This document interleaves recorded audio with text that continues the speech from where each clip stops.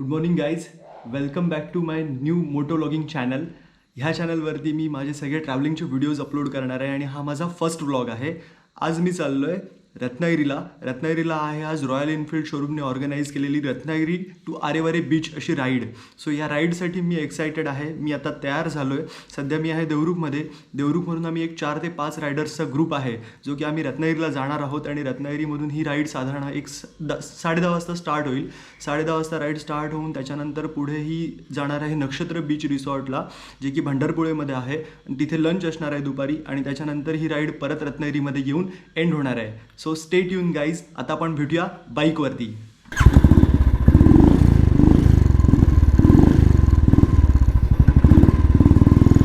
Okay guys, all set to go. Let's see कशी होते ride. मी आता घराकडून निघालो आहे. पहिले मला जायचं आहे सन्मुखकडे. सन्मुख कॉल करतोय मला, कॉल करतोय. त्याला 8 वाजता येतो सांगितलं होतं. मी जवळपास 5-6 मिनटं लेट आहे. सो पहिले मी सन्मुखकडे जातो. तिथे बाकीचे रायडर्स येणार आहेत. तिथून पुढे निघायचं आहे.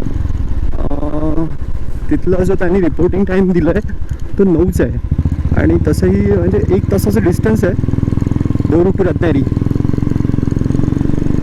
पण कवर करू शकतो खूप चांगल्या टाईममध्ये. तसं एकदम लेट नाही झाला आहे. Let's see. होप्स तो सन्मुखची तयारी झालेली असू दे. लगेच निघायला.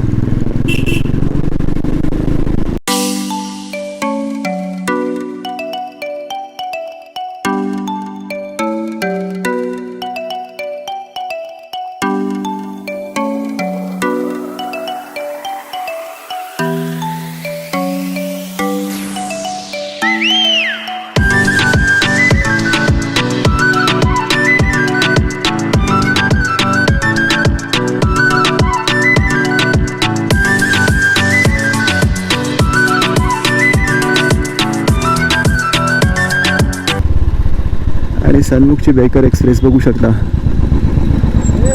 ते लोक आहेत ना, ते नंतर तिकडनं ताम्हाणे मार्ग याच्यातूनच जाऊया. चालेल, तो रस्ता चांगला आहे. अरे चांगलं वाटतंय, पण जरा मोठं वाटतं ना. हा चालू आहे शूटिंग.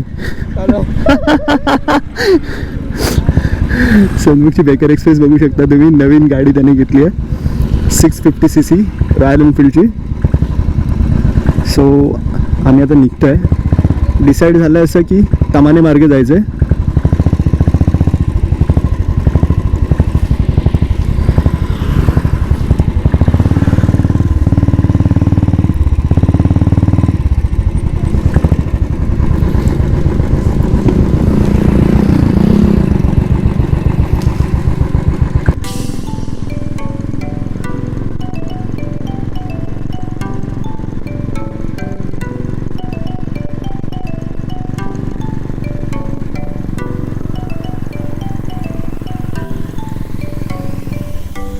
अजून काही रायडर्स आपल्याला जॉईन करणार आहेत. त्यांचा पण इंटरव्ह्यू करून देईन तुम्हाला.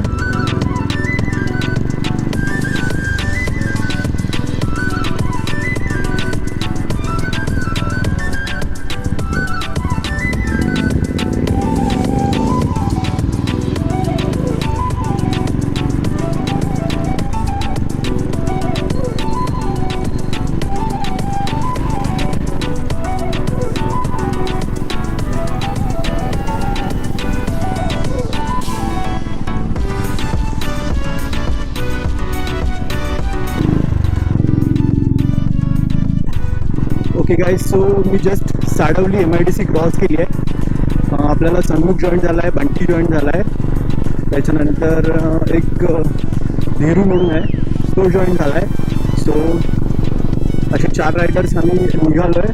बाकीचे सगळे माझ्या मागे आहेत. अजून एक कोणतरी रायडर येतं तर त्याच्यासाठी ते लोक वाट बघत आहेत. मी जस्ट साडवली MIDC क्रॉस केली आहे आणि असा विचार करतो की कोसुममधून जे आतल्या रस्त्याने जायचं आहे तर त्या रस्त्याला जाऊन मी थांबेन, त्यांची वाट बघेन. आणि पहिले सन्मुख असं म्हणत होता की आपण संगमेश्वर जाऊया, पण तो संगमेश्वर वाया खूप लांब रस्ता पडेल आणि हा जो आतला रस्ता आहे तर हा शॉर्टकट रस्ता आहे आणि रस्ता पण खूप एकदम प्लेन रस्ता आहे, स्मूथ रस्ता आहे, कमी रहदारीचा रस्ता आहे. आणि मोस्टली आत्ता ज्या वेळेला देवरुख पांगरी रत्नागिरी रस्त्याचं काम चालू आहे, सो मोस्टली जे सगळं देवरुखमधून रत्नागिरीला जाणारं क्राऊड आहे, हे सगळं ट्रॅफिक आहे ते ह्या रस्त्यावर शिफ्ट झालं आहे. सो मोस्टली बायकर्स असतील, म्हणजे टू व्हीलरवरून जाणारे माणसं असतील किंवा फोर व्हीलरने जाणारे असतील, पर्सनल फोर व्हीलरने जाणारे जे लोक आहेत ते प्रेफर करतात की ह्या रस्त्याने जायला, कारण की रस्ता एकदम स्मूथ आहे, रस्त्याला अजिबात खड्डे नाही आहेत आणि जरी गावातला रस्ता असला तरी पण रहदारी कमी आहे आणि खूप मस्त अशी सिनेरी बघायला मिळते त्या रस्त्याने जाताना. सो आज मी तुम्हाला तो रस्ता दाखवणार आहे. आपण आता कोसून हायस्कूलचा स्टॉप क्रॉस केला आहे आणि पुढे गेलो की आपल्याला लेफ्ट मारायचं आहे. सो बेसिकली देवरुख संगमेश्वर रस्त्यावर ज्यावेळेला तुम्ही टुवर्ड संगमेश्वर जात आहे, तर देवरुख संगमेश्वर रस्त्याला असताना तुम्हाला हा कोसूममधून लेफ्ट मारायचा आहे. लेफ्ट मारल्यानंतर तुम्ही तामाण्यामध्ये जाता आणि तामाण्यामधून मग पुढे तुम्हाला राईट मारायचा आहे, जो की आंबवली देवधामापूर अशी गावं करत तो वांद्रीमध्ये डायरेक्टली आपला जो मुंबई गोवा हायवे आहे त्या हायवेला तो रस्ता बाहेर पडतो. सो मी आता आलो आहे कोसम स्टॉपला. कोसम स्टॉपच्या सर पुढे आय थिंक हां येस अजून एक स्पीड ब्रेकर. सो कोसम स्टॉपच्या जरा पुढे आल्यावर तुम्ही बघू शकता हा लेफ्ट आहे. ह्या लेफ्टने आपल्याला आतमध्ये जायचं आहे आणि ह्या लेफ्टने आपण आता आपल्या रस्त्याला लागलो. हाच रस्ता सांगोल्यात पण जातो. सो जर का तुम्ही या रस्त्याने सरळ गेलात तर तुम्ही सांगोल्यामध्ये जाऊ शकता. दुसरं जर का तुम्हाला कोळंब्यात जायचं असेल तो पण रस्ता कोळंब्यातून आपला जो मुंबई गोवा हायवे आहे त्या रस्त्याला बाहेर पडतो. सो तिकडे पण जाता येतं, पण आपल्याला सध्या जो कन्व्हिनियंट रूट आहे तो वाया आंबवली देवधामापूर असं करत वांद्रीतून आम्ही बाहेर उतरणार खालती हायवेला आणि तिथून आपण पुढे रत्नागिरीकडे मार्गक्रमण करणार आहोत. ओ ओ ओ ओ ओ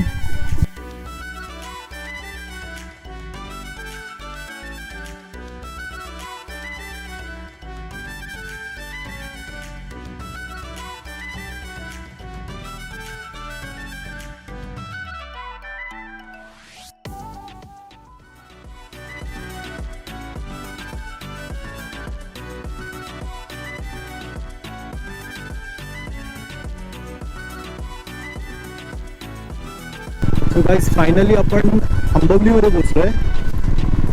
तुम्ही बघू शकता छोटा रस्ता आहे. छोटा रस्ता असल्यामुळे आहे ना शार्प टर्न आहेत आणि समोरून येणारी गाडी कधी कधी आपल्याला दिसत नाही. सो त्याच्यामुळे थोडंसं आपल्याला स्पीड मेंटेन ठेवायला लागतो आहे आणि समोरची येणाऱ्या वाहनांचा अंदाज घेऊन आपल्याला गाडी चालवायला लागते. हा बघा एक जबरदस्त टर्न आहे. सो असे शार्प टर्न असल्यामुळे आणि कर्विंग्स असल्यामुळे आपण इथे जास्त स्पीडमध्ये गाडी पळवू शकत नाही आणि ते योग्य पण नसणार आहे. सो बेसिकली आयडियल स्पीड ह्या रोडला तर माझा असं असेल की मी म्हणेन 40-50 मॅक्स टू मॅक्स 60 या स्पीडलाच गाडी पळवायची. फायनली जो व्ह्यू मला दाखवायचा आहे तिथे आपण पोहोचलो आहे. अप्रतिम असा रस्ता. ओके, सो आजची आयटनरी परत एकदा आपण डिस्कस करूया की बेसिकली आता आम्ही निघालो आहे सगळे रत्नागिरीला. देवरुख टू रत्नागिरी आम्ही जाणार आहोत. रत्नागिरीला रॉयल एनफिल्डचं शोरूम आहे. सो तिथून रॉयल एनफिल्डच्या शोरूमवरून ही आपली जी आज राईड ऑर्गनाईज केलेली आहे ती निघणार आहे. राईडचं थीम आहे राईड ॲज वन. राईडचा ड्रेस कोड आहे प्रत्येकाला त्यांनी सांगितलेला व्हाईट टी शर्ट किंवा व्हाईट शर्ट घालून तुम्ही येऊ शकता. रायडिंग गिअर्स कॅरी करू शकतात आणि ब्लू जीन्स अशा पद्धतीचा ड्रेस कोड त्यांनी डिसाईड केला आहे. सो बेसिकली मी आता हे माझं जॅकेट घातलं आहे त्याच्या आतमध्ये व्हाईट शर्ट आहे. सो आपण त्यांची थीम फॉलो केली पाहिजे. जर का रॉयल एनफिल्डवाल्यांनी आपल्याला एक थीम दिली आहे त्या इव्हेंटमध्ये आपण पार्टिसिपेट करतो आहे. सो आपण सगळ्यांप्रमाणे जे नियम आहेत ते फॉलो केले पाहिजेत.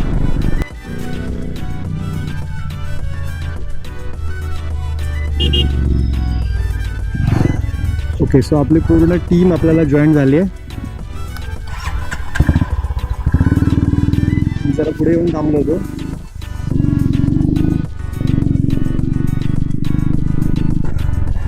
समोर धुक्यामध्ये हरवलेला निसर्ग बघू शकता तुम्ही. काहीच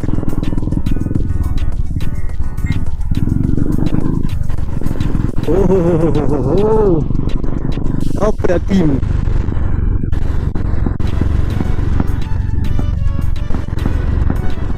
वाव.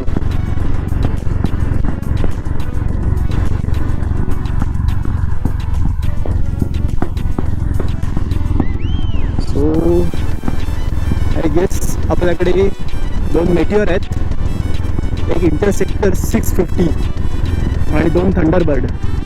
एक थंडरबर्ड आणि एक थंडरबर्ड 350X पैकी मी राईड करतोय.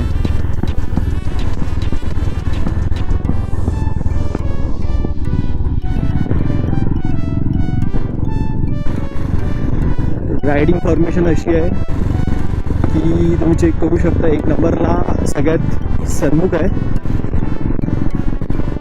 2 नंबरला आय थिंक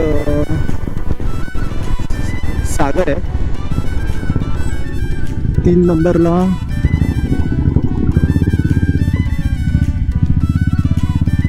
बंटी आहे, 4 नंबरला झिरू कोहली आहे आणि लास्ट 10 सगळ्यात एंडला मी राईड करतोय. हा शेवटचा जो पॅच आहे ना, हा थोडासा खराब आहे आणि आता फॉग चालू झाला आहे. मला वाटतं आता हा पुढचा रस्ता जो असणार आहे तो धुक्यामध्ये हरवलेला असणार आहे आणि धुक्यामध्ये अजून प्रिकॉशन्स घेऊन राईड करायला हवा आहे, कारण की काही काही वेळा समोरचा रस्ता दिसत नाही. सो बेसिकली असं आहे ना की आपण आता खूप उंचावरून खालती उतरलो आहे आणि मुंबई गोवा हायवे हा थोडा खालती आहे आणि आपल्याला पॅरलल नदी आहे. सो त्याच्यामुळे हे जे धुक्याचं प्रमाण आहे, हे धुक्याचं प्रमाण तुम्ही बघू शकता की त्याच्यामुळे आहे की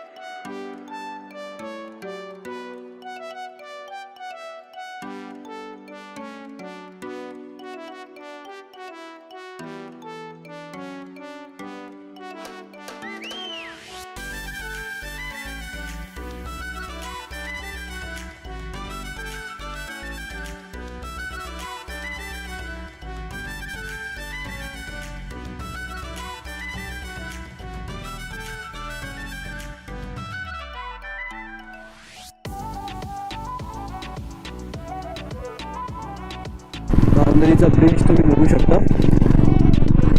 थोडं ऊन चांगला यायला लागला रस्त्यावरती.